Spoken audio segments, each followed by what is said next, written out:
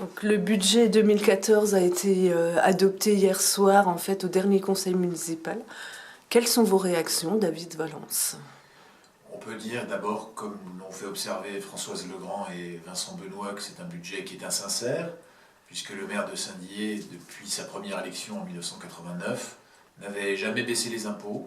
Et cette année, juste avant de partir, il baisse les impôts comme s'il voulait finalement signer un chèque sur l'héritage que ses prédécesseurs auront à gérer. C'est un budget qui dégage une capacité d'investissement qui est insuffisante pour la ville si elle veut lancer des grands projets dans les années qui viennent. Et surtout, c'est un budget qui est finalement un bilan d'étape avant que la déferlante Aquanova America se traduise dans les budgets et avant que les deux Daciens se mettent à payer plus de 2 millions d'euros par an de loyer.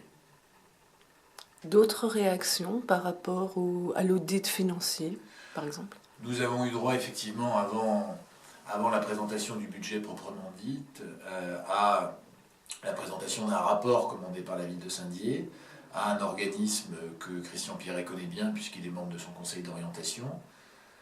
Un certain nombre de membres de l'opposition ont fait observer que l'indépendance de ce rapport pouvait être remise en question, et c'est vrai qu'on a un peu eu l'impression, en entendant présenter ce rapport, qu'on entendait Christian Pierret une deuxième fois, puisqu'on nous a expliqué que tout allait pour le mieux à Saint-Dié-des-Vosges, que la ville était très équipée, que la ville était désendettée.